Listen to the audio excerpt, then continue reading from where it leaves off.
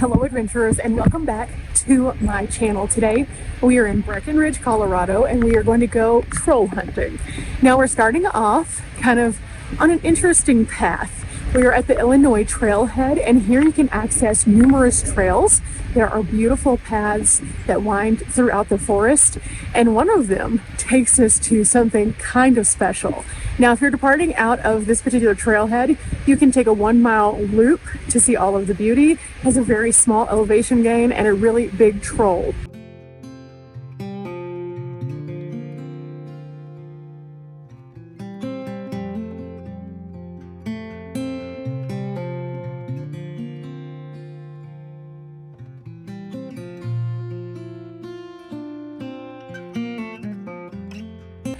Now the path out here is pretty nice. It's wide, it's shaded, it's gorgeous, and it's perfect.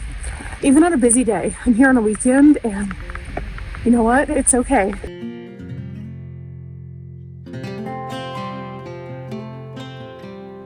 We made it to Isak Heartstone. This is one of the Dambo trolls. This one was dedicated in 2018, and it was here in Breckenridge for a festival.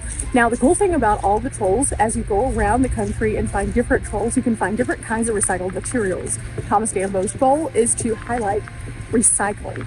A lot of us could learn from this, but it's a really cool way to see something really new. You can see through the details. They've used all sorts of different kinds of reclaimed materials, from little tiny, like tanglewood almost, to tiny little branches on the top of his head.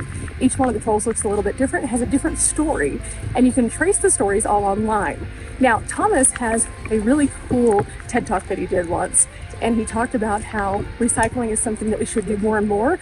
And with the waste that we have here in the United States, he could make hundreds upon hundreds upon hundreds of these trolls. So they're hidden in these little remote areas, and you can find tons of them, and he continues to add more and more. He's a Danish artist. He travels the world, and he speaks about the joys of recycling and what that can mean for a community in way of art. And I think that's really cool. But for now, we've been sitting here watching a whole bunch of people taking pictures. It has been absolutely wonderful, and this is a super short trail to get here, so anybody can do it. Look around a little bit, they're all numbered. Isak here was number 36. Now, they have a QR that you can hover over with your phone, and when you do that, it takes you to something that looks like this, the troll map. You can then log your find of the troll, and then you can see where all of the other Thomas Dambo trolls are throughout the United States, which is really, really a cool thing. But this was a wonderful, just short walk. Anybody can do this.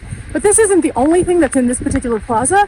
In fact, there's a couple other cool things that we're about to go and find out about. There's a train and some railroad history here.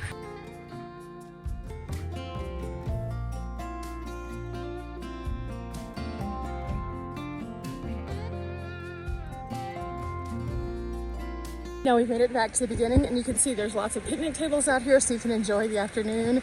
The trail goes in on this side, goes all the way out to the troll, and then comes back on this side, again keeping the flow of traffic in a nice circular motion. Unlike a lot of things in Breckenridge, the troll is absolutely free. You spend $0 doing this, and again, it's just a short adventure.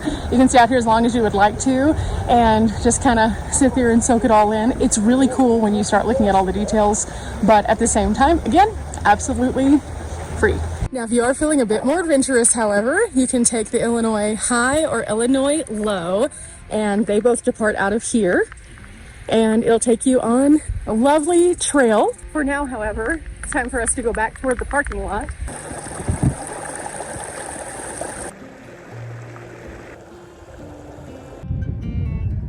Just a short distance across the parking lot, we have some art right in front of the ice rink. And of course, here is the ice rink. They also have, it looks like, some e-bikes that you can rent. So if you're interested in doing that, you can download the app, you can rent out an e-bike, and then this is their service region right here. So if you get beyond that, it won't work. However, you can rent a bike. These are the bikes right here. But let's go find out about this art, because it is also marked, and they have a little pathway. So here we go, and it's right over here. This one is inspired by the life of Chris Etheridge. It says his kind and gentle nature, as well as athleticism, humility, and smile touched the community. And this is a memorial. Very neat. Very, very neat. It's always nice to find symbolic things within a community. We're still not quite where I want to go. It's this way, just a little bit further. But first, check out those views. Wow. We have made it to the Highline Railroad Park, onto a ton of different railroad related things. I've ridden a railroad here in Colorado in Cripple Creek. That was super fun. I have done tons of museums that have had railroad displays. I have gone to miniature railroads and everything in between. And it doesn't matter where I go. If I see something like this, I geek out just a little bit because the history behind the railway is so fascinating, especially here in Colorado. Most of the communities that we have, that we see, that were previously here, the ghost town, those wouldn't have existed without the railroads. They had to have the railways in order to move all of the things that they were pulling out of the mines. But if you go to other places, like in Texas, the railway had a very different purpose. It would move cattle. Down the ramp we go, and off to some adventuring. We are starting off strong with the Colorado and Southern, and it looks like there's some information here for us to go check out. Oh, this is really cool. In fact, this talks about the cabooses, and it says that they bring up the rear. The working cabooses are uncommon today, but many people have a soft spot in their hearts for the little red cars at the end of the train. But it goes on to tell us a little bit more about the conductor and the brakemen and their jobs here. It also lets us know a little bit more about what all the job of the caboose would have been, including to keep an eye on what was going on ahead of them. They were interesting people, to say the least, those train conductors and also those who would ride in the caboose. Now you can see here some of the historic photos. On the one on the left, it was taken around 1900, and that was a person standing there. You can see that guy right there. He's standing on top of the car, and he's checking out to see if they will be able to clear a tunnel. This was one of the jobs that they would have, and it was a very difficult job, especially in these conditions. You can see the snow would mound up higher than these carts. And just for reference on the size, I'll show you in a second when we get down to level as to how tall these things actually are. This was actually between Durango and Silverton. Of course, we know that to be one of the largest routes for actually all of the mining industry. Now they have a beautiful Durango-Silverton scenic railroad that you can go on, and it's really neat. But this right here, this is fascinating. It says Fred killed the caboose, and cabooses were required on trains until the 1980s, and at that point in time, Fred, or flashing rear end devices, were added, so they no longer needed the caboose, so it became a thing of the past. It's crazy how over time things get antiquated, but here we get to also look inside of the caboose, and this is a pretty fascinating cross-section of looking in. You can't go inside, but there is a glass door that you can look through. But now it's time for us to go over to the boxcar, and this one's pretty fascinating because it also has a sign, but we can look inside. Before the arrival of the railroad, trips from Breckenridge to Denver were done by wagon, and they were very difficult. Sometimes even the dangerous journey could take even more days because of bad weather, and moving freight became difficult. That's where the trains came in handy. The boxcars were the primary source of moving freight. They were fresher, they were cheaper, and they were easier to transport items such as food. It goes on to show us a few historic photos and tell us that the arrival of the railroad really transformed places like Breckenridge from a remote place to a boom town where more industry could happen. And because of that, factories as well as mines were able to not only thrive, but also succeed at a level never predicted. However, they did face a lot of challenges, and once again, you can see in this photo that they're having to go through a drift of snow. And snow sheds were built to help protect all of the rail lines from avalanches, but some sheds still had doors that they had to close and open, in which case the conductor would have to get out and open those doors just to get through. We also learned here about the brakemen who would have to crawl up on top and move around levers in order for them to be able to physically brake the train. Not everything was done inside the engine, nor was it done in the caboose. They do have some interesting pieces here. This, for example, is a flat car, and the items on here, specifically the compressor, was used at the first national mine in Leadville. This is whenever we get to the Summit County Steel, but the evolution of Breckenridge has been an interesting one, from a small mining camp to a ski town resort. They also had an early industrial period in the 1900s, and so this highlights kind of the before and after of this area and how that they've reclaimed the land and turned it back into beauty. So for example, the Maggie Pit, it looks pretty rough and rugged. They've built out these areas with timber so that it wouldn't collapse. It's just kind of a lot of dirt There's a lot of gravel. It says here that Gold Pan Mining Company was incorporated to work 1,700 acres on the Blue River, and that's what this area was. They used water cannons a lot to blast ore, and so it was just a really treacherous looking area. But now, if you look just below that, this area is a gorgeous commercial area. The environmental damage had been done, so they had to go in and reclaim the land, and they were able to do so to the extent that now trout can swim in the waters instead of it being toxic. And so this is the Maggie Pond area. Originally, the top and bottom here of Ridge Street, you can see Ridge Street was very industrial. The railroad ran right through it. Tons of just industry pieces with timbers, pipes, no pavement on the road. It just looks kind of dirty. And then now you can see it is a thriving residential area. Looks very different. The train tracks are gone. And it's a stark reminder that reclaiming the land is possible. On top of the flat car, we have several pieces of industry. Again, many donated by locals of the area. It's really neat as you walk around. Everything is themed here, so it gives you an education, but also they have like a playground area. Playground area is also themed, but there's kids over there, and we don't film kids because that's just not okay. So instead we're gonna go to the front portion, and I'll show you what that kind of looks like. There's something really neat up here. They have a picnic area here, just beside our kiosk for information. There is a bucket here, and then as you can see, we're about to make it over to something absolutely awesome that's hiding behind this tree. I love bringing you guys along for these adventures because, yes, we came out today to see the troll, but we also wanted to see what else was available, and all this is in one complex and absolutely free. Oh, this information kiosk is awesome. This one is all of the people who brought this to life, and you can also find all of the kiddos' art. It looks like it's a little worse for wear, but these are all individual tiles that they have painted and then have been glazed. It's really cute. Now, as we come over to this one, it does ask us not to climb on any of the areas, including the locomotive. They do have surveillance here, so don't do anything crazy. Okay, here we go.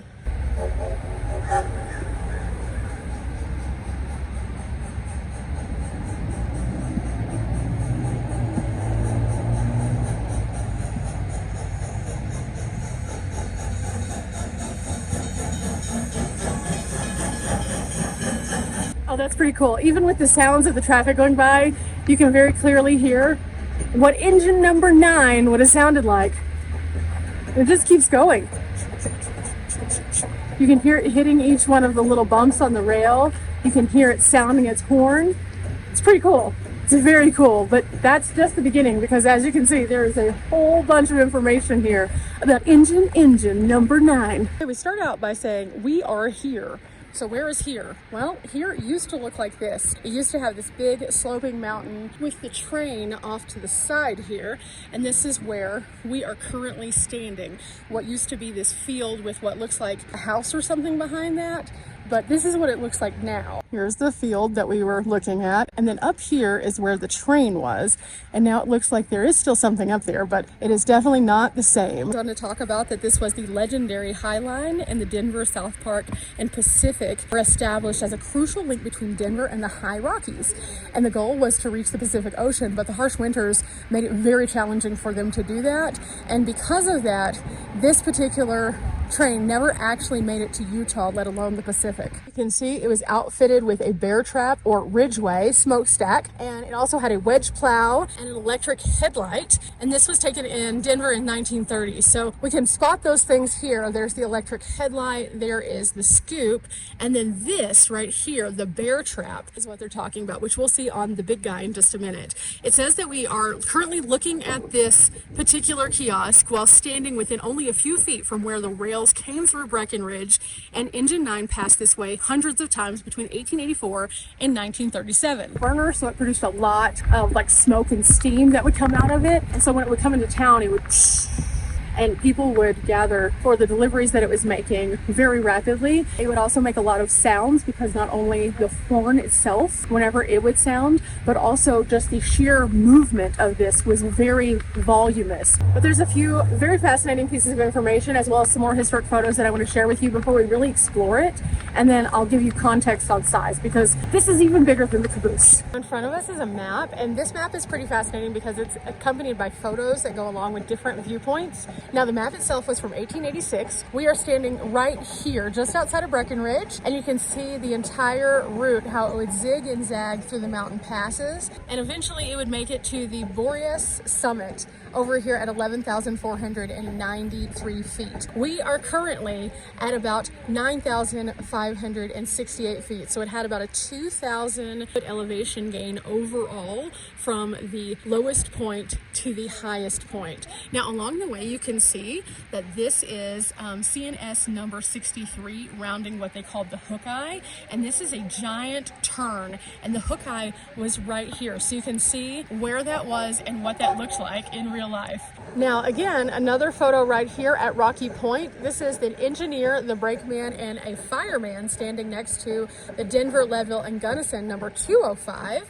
And then you can keep going and see right here, we have them next to one of the water tanks, and then they would use these for the steam engines to refuel. So they had refuel spaces kind of at various points. We're talking about what they would haul around in these things though. Well, guess what? Sears and Roebuck had like a thriving business going on. So not only would the trains deliver the catalogs, but then they would also deliver the items from the catalogs once people had ordered them. Now previously this would have had to have been done in a very difficult manner, again by wagons, so you wouldn't have had access to most of those things. But one of these trains could bring you just about anything. In fact, this scoop right here is almost as tall as me. I'm 5'7". It's just a little bit shorter than me. And as you move upward, you can see there's that electric light, and there is the bear trap system that they had coming down, and it just gets better from there. So as we're moving through, you can see how they would ride on the rails. These are very large. They're about as wide as my hand, just for each and every piece. And as you continue going, you get back here, and these aren't quite as tall because they didn't have to be as powerful as the initial portion of the engine of the locomotive. But it brings you back to this area, which is where they would have the coal. The train cars would connect in through this coupling system, and typically they were not only coupled in, but they were also coupled in using the hoses and also an additional chain. And just for reference, if you were to kind of try to figure out how big this is in comparison to a standard car, you're looking at several car lengths for this individual piece.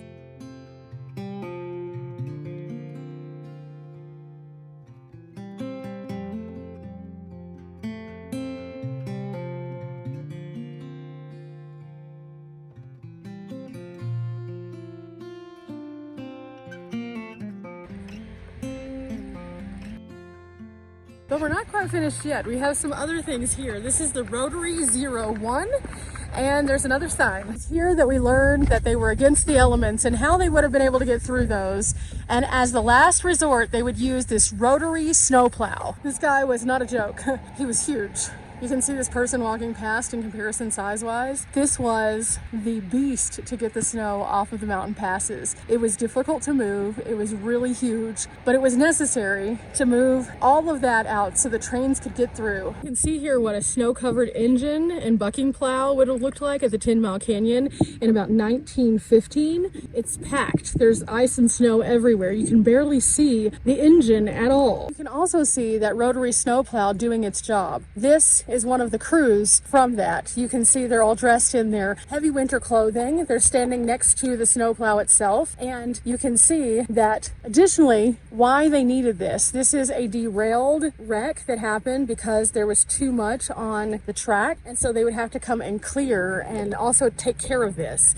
You can also see the snow shooting off of this one as the snowplow is clearing the tracks east of Frisco right here. Now, what would that have looked like after they had cleared? It would look like huge walls of snow that were just large enough for the train to fit inside. This is how they were able to have those tunnels that they could in fact navigate through. You can see the towering walls would be almost as tall as the train, which is why the rotary would be so big itself. The rotary would come in with so much force and just a sheer size of space. That huge expanse that we were just looking at, it has these plow-like sides, and then the fan would blow. So as it plowed plowed through, it would blow the snow out and it would cause a square. That square would then clear the tracks enough where the train could still pass. You're probably thinking, well, why did they have to build it where they could use it year round? Well, those mines weren't stopping and neither was the industry around them. So they needed to be able to use these particular passes no matter what. This was a beast to get going. It was a beast to move the snow. But I can only imagine that whenever you would see it, it would look wild as the snow would just shoot out of the areas. Now keep in mind, while I am here, it is very late into the season and there is still snow up on some of the peaks around us. So that just kind of tells you that throughout the year, it wasn't just because they wanted to use these during winter. It was because they were using them year round and well into spring and early summer in some of the mountain pass areas, there was still snow there. So they would have to be able to do this job. So they created an entire group of elements that they could use to be able to do that so that industry could move forward. While we were looking at the rotary snowplow, I noticed this little sign. There was a windmill that was dedicated to Mrs. Faye Oslander, and she was a person who was in the community. She loved to enjoy this great piece of Western Railroad history, and she was born in Manhattan, but she came to Colorado with her husband, and they lived here since 1971, and she fell in love with the state, and so they wanted to honor her with this relic, and this particular relic is right past the sign. Now, one last sign before we go back toward the van and call it a day today. On this sign that is located right by the snowplow, you can find all of the different pieces that we've looked at today, when they were in service, what group created them,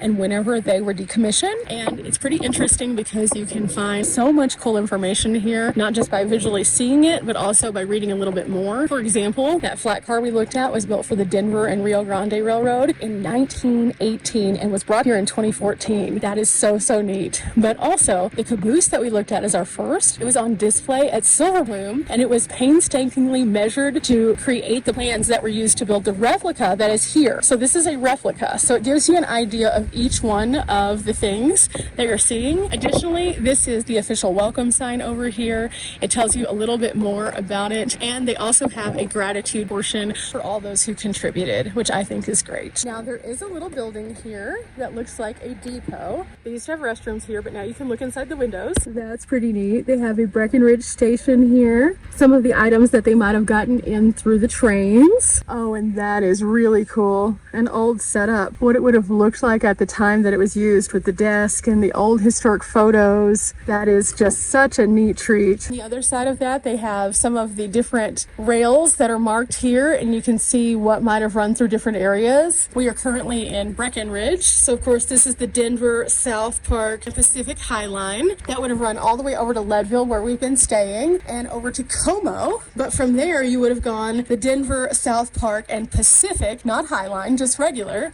And that one would take you all the way over to Denver, which had several that ran out of it.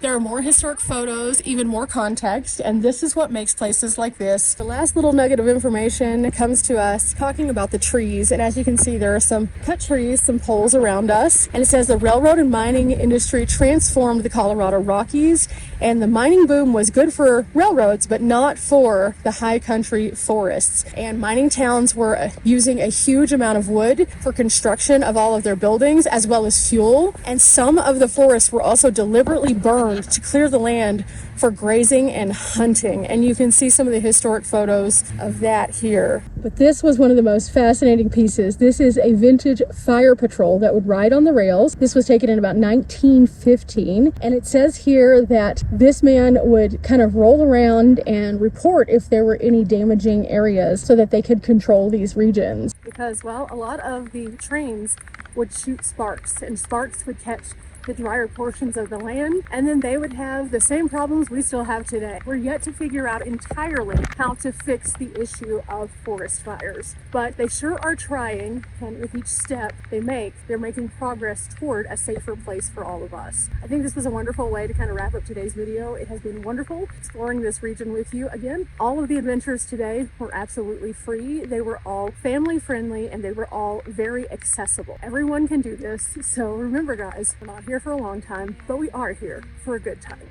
I'll see you guys next time. Bye.